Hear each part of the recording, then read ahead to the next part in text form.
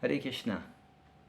Chaque année, depuis 3 ans, le ministère de l'Éducation de l'ISKCON organise un grand symposium pour permettre à tous les éducateurs de l'ISKCON et à ceux qui s'intéressent à l'éducation de pouvoir approfondir certains sujets liés au but de l'éducation, la nature de l'éducation, tout ce qui est rapport à ce sujet si important.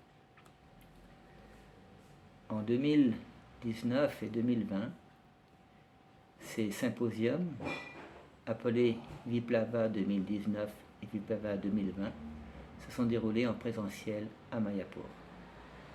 Cette année, dû à la situation générale du monde, cela s'est passé en ligne, sur Zoom, et tout est également accessible sur Facebook ou sur YouTube.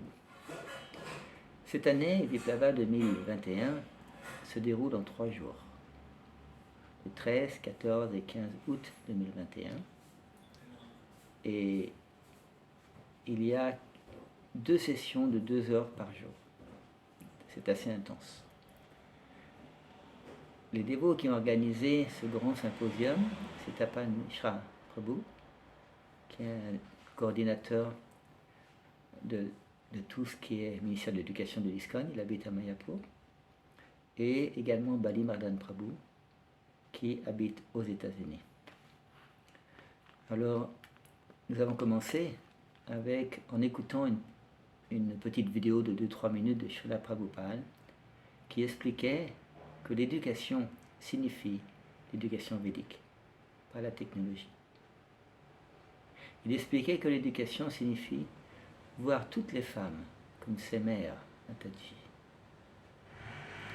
Ensuite, Hanumat Prashak Maharaj, qui est associé au ministère de l'Éducation depuis de très nombreuses années, a présenté quel est le but de l'éducation. Et il a expliqué que Srila Prabhupada, dans le 7e chant du Srimad Bhagavatam, 6e chapitre, verset 2, explique dans la teneur reportée que le but de l'éducation, c'est de raviver notre relation éternelle avec Dieu. Et que le processus pour y arriver, c'est le Sankirtan, le chant des salons de Krishna. Ensuite, Yogendra Prabhu, un dévot d'origine nord-américaine, a présenté comment introduire les livres de Srila Prabhupada dans les écoles, comment essayer de le faire.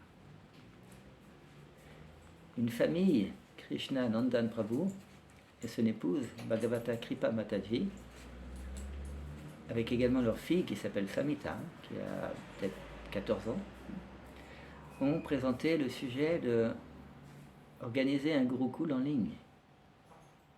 Ils font ça dans la région de Bombay. Et chaque jour, il y a un programme d'1 heure pour permettre aux enfants qui le désirent d'apprendre des versets, d'apprendre à faire des pièces de théâtre, cuisiner, différentes choses. De la même manière que nous voyons que des personnalités comme Srila Bhaktisiddhanta connaissaient tous les versets de la Bhagavad Gita très jeunes, c'est possible avec les enfants qui ont plus de grandes capacités à accueillir de l'information et à pouvoir apprendre plus profondément que les adultes. Ce programme est un complément de ce qu'on appelle les écoles Sandipani qu'organise l'ISKCON. C'est-à-dire que ça permet aux personnes qui habitent loin d'un temple ou de permettre à leurs enfants de pouvoir tous les jours être en contact avec la conscience de Krishna et d'approfondir l'étude du caractère comme dans un véritable gurukul, la simplicité, l'honnêteté, la tolérance. Ensuite, Bali Madan Prabhu, justement, qui est le dévot qui habite aux États-Unis, a expliqué son rôle de coordonner ceux qui représentent le ministère de l'Éducation. Il y a des représentants dans chaque continent, dans beaucoup de pays maintenant, et lui-même coordonne ceux qui vont représenter le ministère de l'Éducation. Il a expliqué que on ne peut rien faire sans coopération, sans un travail d'équipe. Et par conséquent, l'association, c'est la meilleure manière de pouvoir trouver le bonheur. Dans la même journée, dans la 2e session, nous avons eu d'autres personnes qui ont parlé de l'éducation. Et Srila Prabhupada également, dans une petite vidéo, expliquait que si vous lisez le Srimad Bhagavatam, alors immédiatement, vous allez pouvoir réaliser Dieu. Et que le début de l'éducation, c'est de comprendre que nous ne sommes pas le corps. Et ensuite, Urmila Mataji, qui est très connue comme étant une des dévotes les plus associées à l'éducation depuis qu'elle a joint l'ISKCON, au temps de Srila Prabhupada, elle a expliqué le point important d'avoir une philosophie de l'éducation. C'était un point essentiel. Toutes les grandes organisations ont une philosophie. Par conséquent, l'ISKCON, qui est un mouvement d'éducation, doit développer une philosophie que tous les dévots éducateurs doivent comprendre, connaître, assimiler. Quelquefois, on voit dans l'ISKCON différents leaders peuvent être présidents d'un temple, éducateurs, peuvent avoir des philosophies différentes. Ça veut dire qu'il y a quelque chose qui manque, et qu'on n'a pas assez approfondi. Quelle est la philosophie de l'éducation? Nous savons tous que l'éducation est le côté central de l'ISKCON. Sur les 7 points de l'ISKCON, dans les statuts, 5 ont rapport à l'éducation. Et que si on comprend les principes de l'éducation, on va avoir plus de facilité pour ne pas être dans l'illusion. Que bien entendu, en sanskrit, on appelle Maya, ce qui veut dire ce qui n'est pas. Le fait de développer une claire compréhension de qu'est-ce que c'est que la philosophie de l'éducation, ça veut dire qu'on comprend parfaitement le rôle de gourou, sadhu et shastra. Et si tous les dévots, on devient de plus en plus convaincus de cette philosophie de l'éducation, alors automatiquement les gens à l'extérieur vont le voir, vont être inspirés pour pouvoir prendre cette philosophie également. Elle a mentionné que dans la Shrita Upanishad, qui est un des textes bien entendu des Védas, que toutes les écoles spirituelles doivent accepter, quelle que soit la Sampradaya, la Parampara, et bien qu'il y avait beaucoup de points qui sont en relation avec ce principe de l'éducation.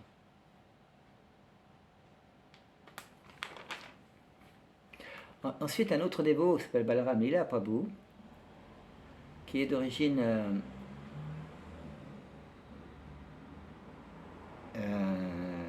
indienne, a expliqué l'importance d'établir des librairies, des bibliothèques Vaishnava.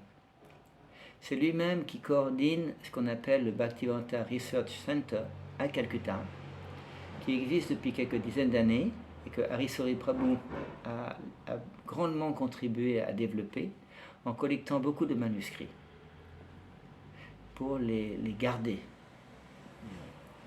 Actuellement, Balaram Lila Prabhu expliquait que plus de 40% des textes Gaudiya Vaishnava ont disparu. On a quelquefois le nom dans certains écrits Vaishnava, mais ils sont disparus. Et dans ceux qui restent, beaucoup sont en langue bengali ou sanskrit. Ça veut dire qu'on n'a pas beaucoup traduit en anglais, et encore moins dans les autres langues, bien entendu.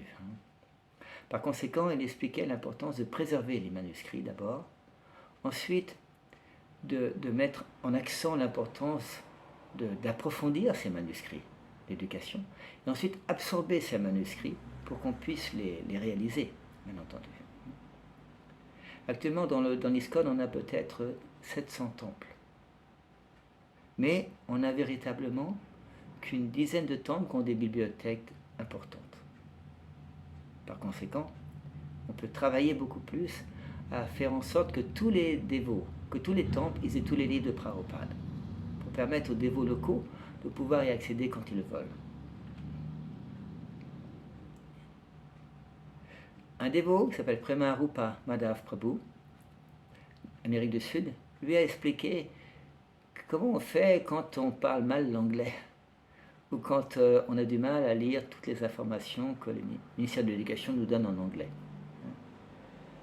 Ça veut dire qu'on a le monde entier, beaucoup de gens ne parlent pas l'anglais. Par conséquent, il y a besoin de développer le côté éducatif dans d'autres langues. D'abord, avant de parler des langues, il a expliqué qu'il y a différentes sortes de savoir. Par exemple, l'information. Au départ, on a des faits, on a tout ça là. Après, le fait de la motivation. Pourquoi on a envie d'approfondir ça? Après, le côté de l'inspiration et ensuite le côté de la transformation. Alors, l'éducation, ce n'est pas une question d'information, c'est une question de transformation. Par conséquent, c'est comme la chenille qui se transforme en papillon. Si on arrête l'évolution de la chenille avant qu'elle soit vraiment un papillon, ça ne va pas être correct. De la même manière, nous-mêmes, on peut avoir beaucoup d'informations, mais c'est important qu'on aille jusqu'à la transformation spirituelle, personnelle. C'est pour ça qu'on a besoin tous d'étudier les livres de Srila Prabhupada. Également, un dévot qui a continué sur un sujet légèrement différent. Parce que tous les dévots qui ont parlé jusqu'à maintenant ont parlé de côté de l'institution de l'ISKCON, d'avoir un système d'éducation organisé dans l'ISKCON. Mais le dévot qui a parlé s'appelle Vidwan Gauranga Prabhu, un dévot d'origine indienne, très très érudit. Il a parlé de ce qu'on appelle Chatushpati. Chatushpati, c'est une école qui est organisée par un brahmana et qui enseigne quelques élèves. C'est en dehors de l'institution. On a l'exemple de Chaitanya Mahaprabhu. Quand il était enfant, il allait étudier à Navadvip, traverser le Gange de Mayapur pour aller à Navadvip, pour étudier sous un brahmana qualifié. Ça, disons, on en trouve beaucoup dans les temps védiques. Alors, Vidwan Gauranga Prabhu expliquait, disons, toutes les qualités des vrais brahmanas. Il ne travaille pas pour l'argent, par conséquent, il enseigne sans rien demander d'argent. Il reçoit des donations uniquement. Bien entendu, il expliquait que le brahmana, c'est-à-dire qu'il fait 6 activités. Il étudie et enseigne. Il étudie ce qui a rapport au Murti, il enseigne ce qui a rapport au Murti. Il reçoit des donations et il fait des donations. Ça, c'est les 6 activités principales des brahmanas. Par conséquent, cela peut se faire en dehors de l'institution. C'est ce qu'il fait lui-même. Il a beaucoup étudié sous la direction de Gopi Parana Prabhu à Govardhan. Et il expliquait, il y avait beaucoup de questions par rapport à cette discussion-là, dans le sens que beaucoup de dévots disaient, mais comment on peut, dans une institution, avoir des dévots qui sont hors institution au niveau de l'éducation? Il expliquait que ça a toujours été comme ça. C'est-à-dire que c'est la relation entre élève et enseignant, c'est une relation de confiance. Ce n'est pas une relation administrative, pas une relation académique. Par conséquent, si la confiance est là, l'enseignant, lui, il va essayer d'aider la personne à devenir un dévot de Krishna, tout simplement. Quel que soit le livre qu'ils vont étudier. C'est une relation très personnelle. Et il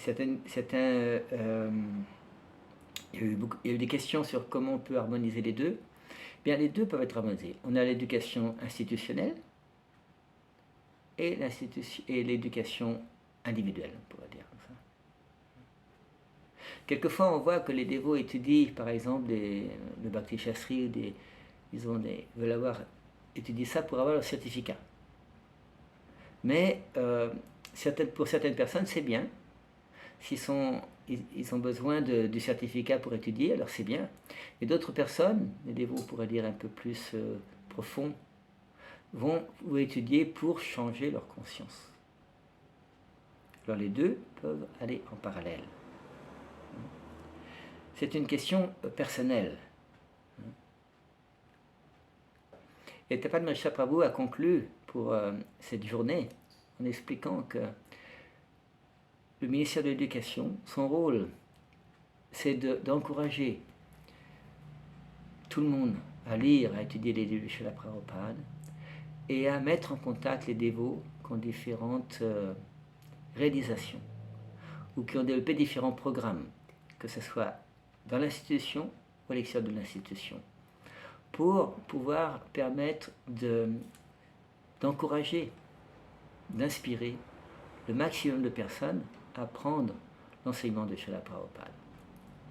Voilà, j'ai fait un résumé de la première journée et je vous mettrai dans le texte que j'ai écrit, que je mets en dessous de la vidéo, les contacts YouTube, si vous voulez regarder ces deux sessions du 13 août 2021. Hare Krishna.